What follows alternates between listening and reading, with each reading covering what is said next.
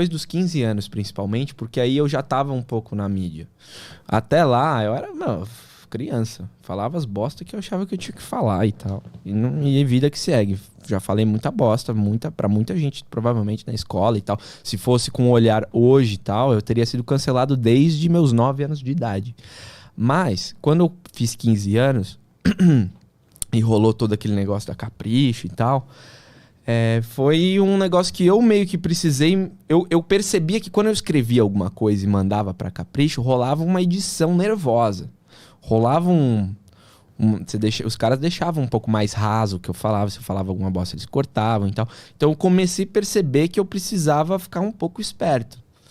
E dali em diante eu acho que eu comecei a ficar meio até neurótico, tá, saca? Fiquei até meio pirado uma época da minha vida. Até hoje, teve uma vez que eu tenho dificuldade muitas vezes de me expor, porque eu acabo tentando me editar, de certa forma. Cara, tem vezes que eu vou gravar um story que eu levo 30, 40 minutos pra fazer um negócio de 10 segundos, por causa de paranoias que eu acabei desenvolvendo depois desse negócio, que chegou a um nível meio, acho que até... Eu não sei, porque eu só me conheço gravando, eu não fico na sua casa, ou na casa de um amigo, vendo como é que ele se grava, né?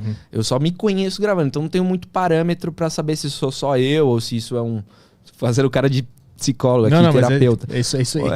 Ou se é todo mundo que tem isso, saca? Mas eu acho que não. Minha namorada, por exemplo, ela já faz rapidão. Ela é totalmente desapegada do negócio. Ela faz, já desembucha e tal. Fala tudo que tem que falar.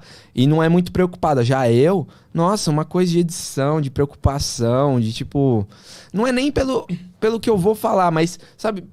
Eu já tive na minha formação psicológica ali... Um componente que falava que as pessoas já iam julgar. Então aí eu acabei criando uma casca que acabou sendo uma coisa muito ruim pra mim, que é o perfeccionismo. Eu sempre querer, não, pode melhorar um pouco, esse ângulo aqui, não sei o que, o cabelo, a falha do cabelo, sabe? Mas isso vai sendo desconstruído com o tempo, só que é muito chato de lidar, porque quando você tem 15 anos é a hora que você tá se formando de verdade, né? Os seus pensamentos, suas emoções, acho que até um pouco antes, né? Até os 14, 15 e tal. Só que isso fica ressoando em algum lugar do meu ser. E não é muito porque se as pessoas vão julgar, eu acabei criando uma blindagem, uma casca, assim. Às vezes eu olho, às vezes não olho. Não me faz muito mal eu ver algum comentário e tal. Porque eu já passei isso de moleque. E eu precisei desenvolver esse mecanismo de defesa. Agora, eu comigo mesmo é o grande problema, saca? Eu não responsabilizaria as pessoas por... não, a culpa é do público da internet daquela época que era muito hater, ou por causa do Felipe Neto que falou mal pra caralho, que ajudou, né, esse movimento hater e bem bullying, que ele, né, o cabeça de pinto, não sei o que. Isso ajudou bastante, mas assim, não vou responsabilizar eles, porque no fim das contas é eu comigo mesmo. Se eu conseguir resolver isso aí comigo e estiver tranquilo, pau no cu do que as pessoas estiverem falando, mas... é mais complexo, né, do que eu falando aqui. Mas o que rolava nessa época de mensagem negativa? O que tu tinha contato? Porque não tinha rede social tão forte quanto é hoje naquela época. Sim, Onde que tu via que estavam odiando? Era o vídeo do Felipe Neto? Era nos comentários? Onde é que chegava essa mensagem? Cara, boa pergunta, né? Esses dias mesmo eu me perguntei, eu falei, mano, como é que a gente escutava música? Nada a ver, mas eu falava, não, a gente baixava. Como é que fazia pra escutar música ali numa época? É a mesma coisa. Rolava o Twitter...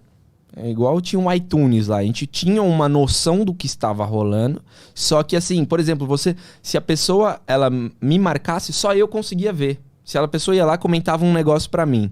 Até 2011, eu acho, o Twitter era isso. A pessoa te marcava, você conseguia ver. Então eu conseguia ver o que as pessoas estavam falando de mim, intencionalmente. As pessoas iam lá, escreviam Eduardo Surita e falavam. Então eu conseguia ver.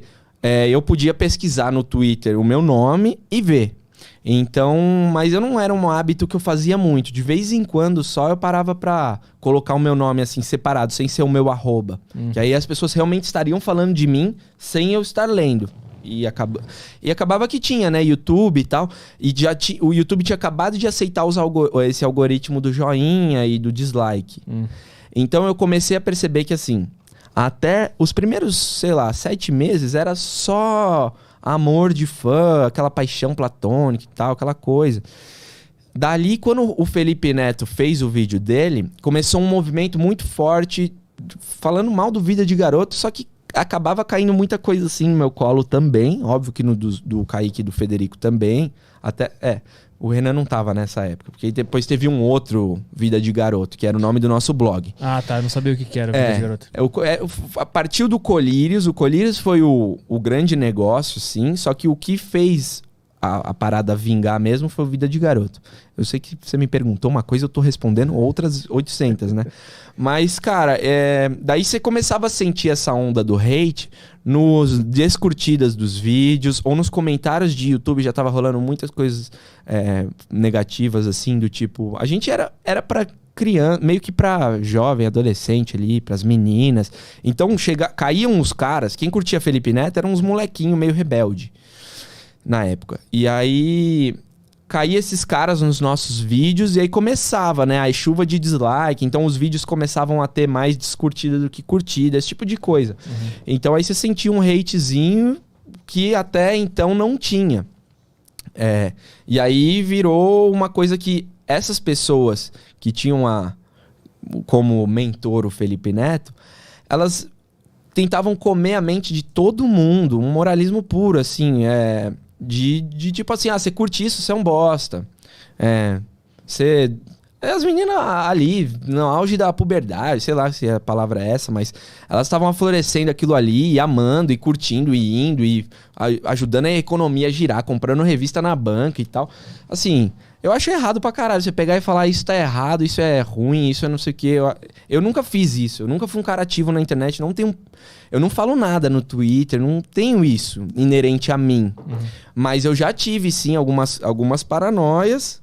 E acho que foi um pouco em decorrer disso. Mas não tem como ser perfeito, não tem como esperar que todo mundo vai ficar amando aquilo pro resto da vida. E meu pai me deu agora entrando no negócio, teve uma época que ele me deu uns toques, assim, do tipo... Filho, você tá meio deixando subir demais. Umas coisas assim, sabe? Não com essa... Chegar e falar, pô, filho, você tá escroto. Você não tá humildão, hein?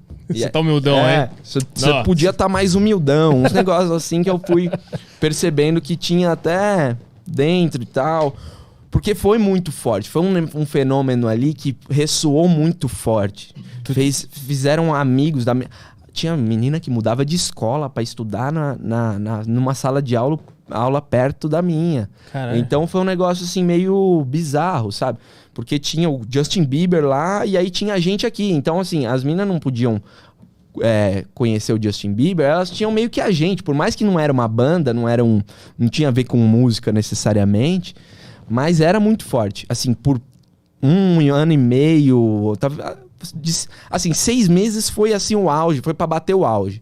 1 ano foi pro negócio já misturar o hate e o hate já começar a ganhar mais força e tal, e até a hora que vão calando essas vozes de amor puro, porque eu sentia realmente que as pessoas tinham um amor muito puro, assim. Elas queriam namorar, sonhavam em casar comigo. Caramba. Tem várias que não chegaram a tatuar meu nome, mas... eu fazia umas coisas meio bizarras, assim. Tipo, escrevia aquela carta de 80 metros. Aquela que chegava rolando? Não era um rolo de papel higiênico. Era um negócio, mano, tamanho dessa banqueta. Assim, dessa lapa, assim, ó. De papel e aquela coisa maluca. Compravam aliança. Uma menina esses dias falou que tinha elas compravam aliança, colocaram meu nome. E aí, cada amiga da escola tinha o nome de um dos colírios. E era uma coisa meio nesse nível, assim, saca?